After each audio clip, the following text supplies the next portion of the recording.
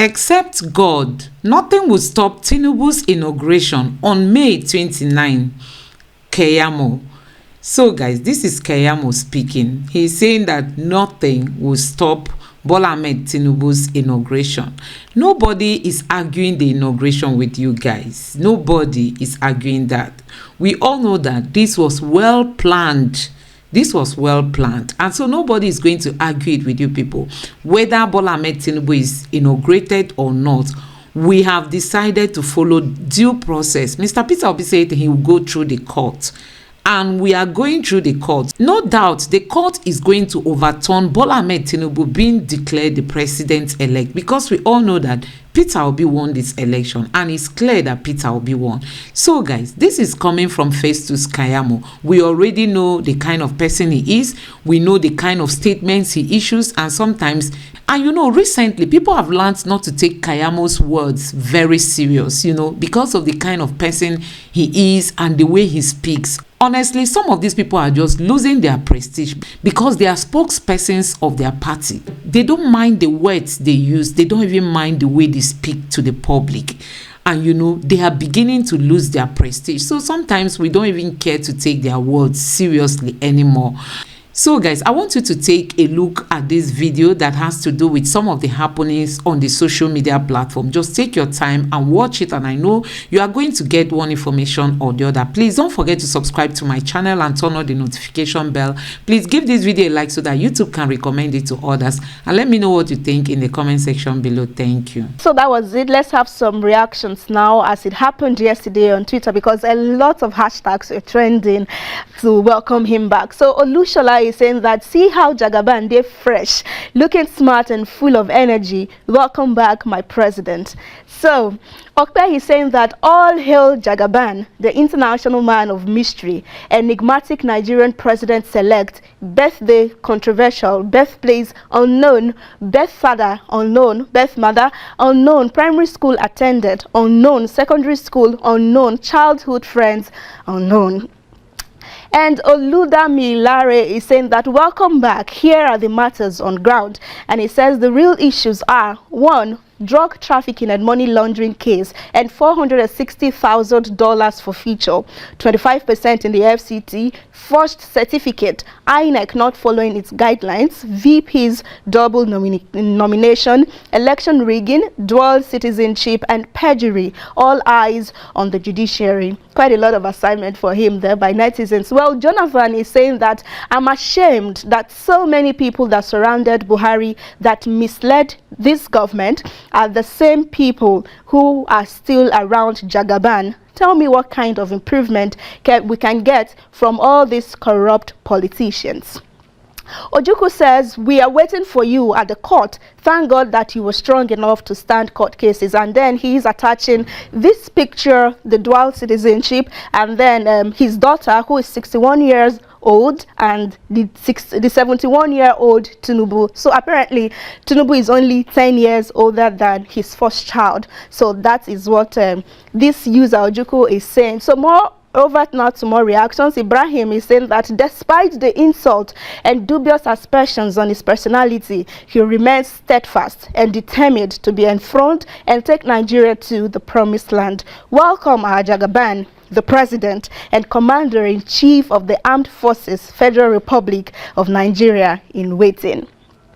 And then another social media user is attaching this part of Tinubu, a part of his picture. So he highlighted this part out where it looks like he is having a PICC on him, and he says that, Your Excellency, according to the picture you posted above, under your arms, it shows that you are still under medication.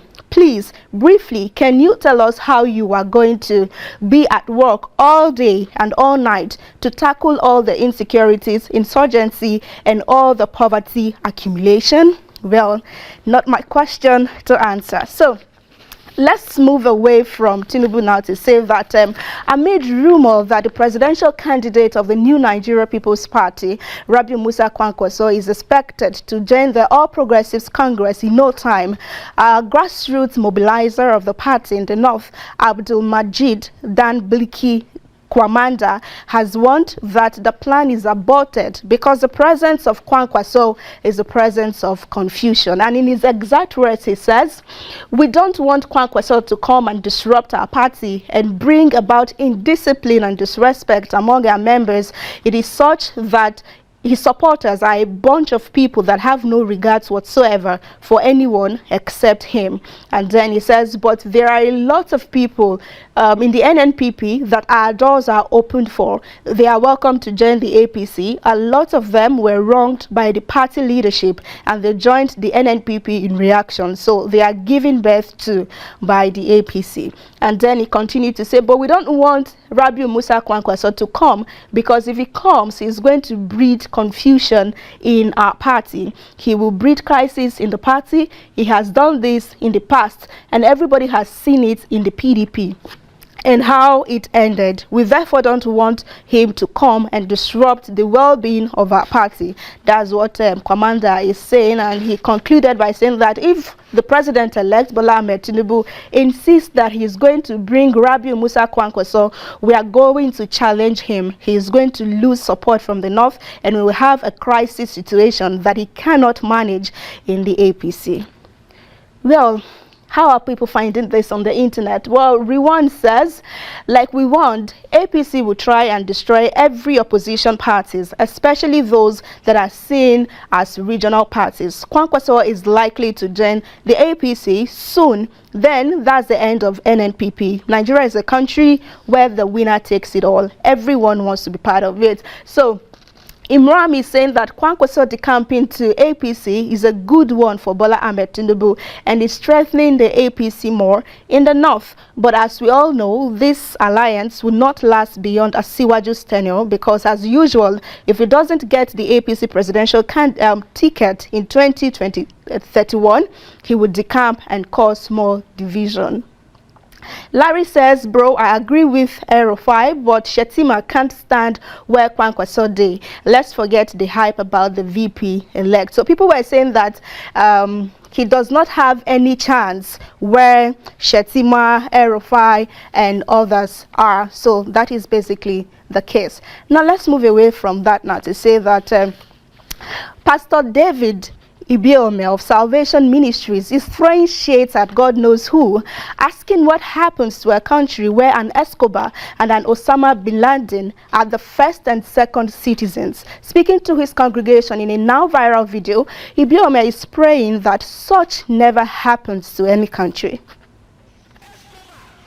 And Osama bin Laden to rule. Some people to rule a country. Escobar, you know what's Escobar?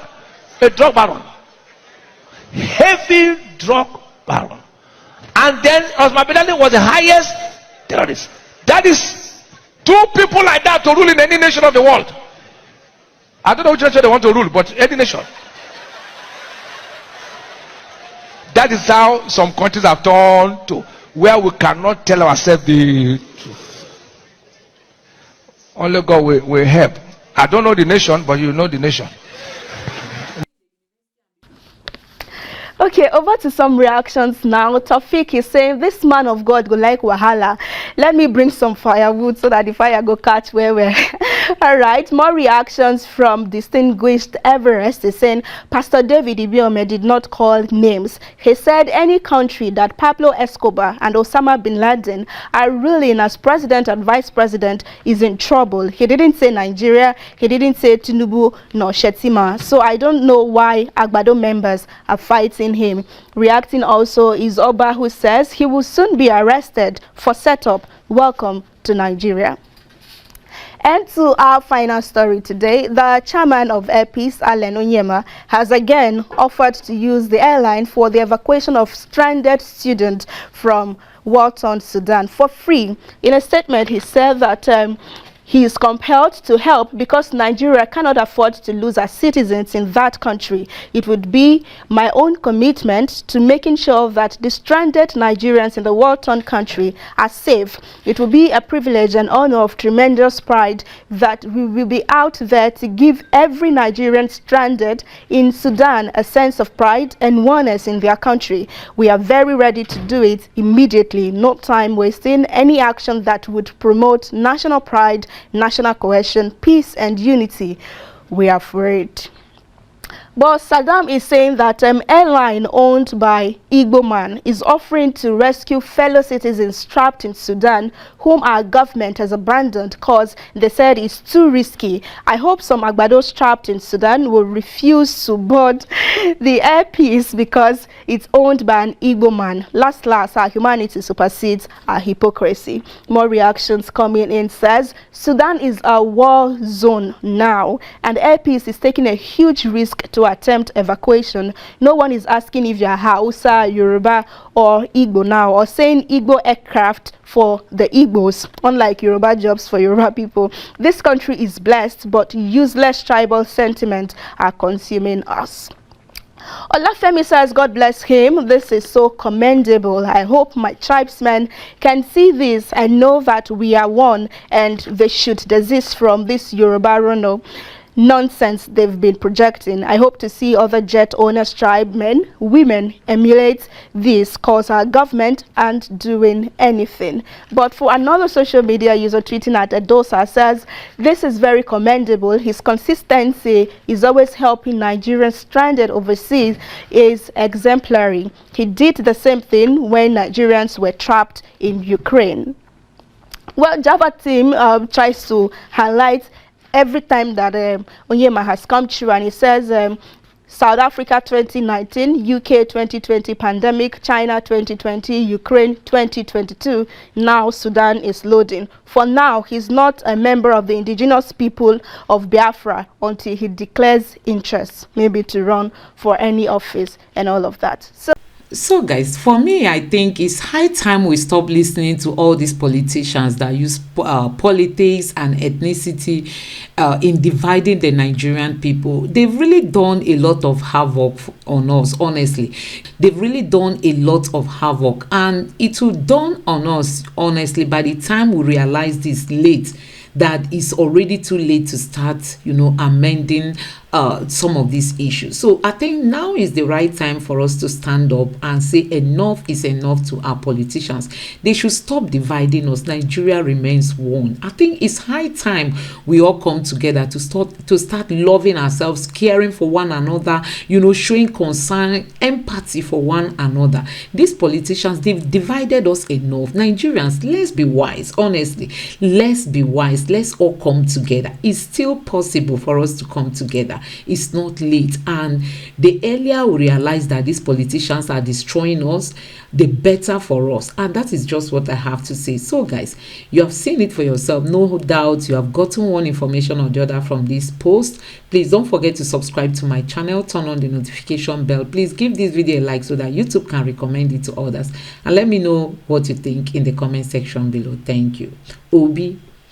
Obi kererenke, Obi kererenke, Obi kererenke, Obi kererenke, Obi LP 75, LP 84, LP 90, LP 100, LP 200, LP 300, LP 400, LP 1 million, LP 2 million, LP 3 million, LP 5 million, LP 8 million, LP 9 million. Yes, Peter Obi won this election. Peter Obi won. Yes, Peter Obi won this election. We all know it. INEC refused to upload results and gave room for people to rig this election. Most of the result sheets were typexed, and that gave room for so much compromise. So guys, that is what I have for you guys today. Please thumbs up this video and like it, Lord. Please thumb up this video, share it, and don't forget to subscribe to me. Thank you.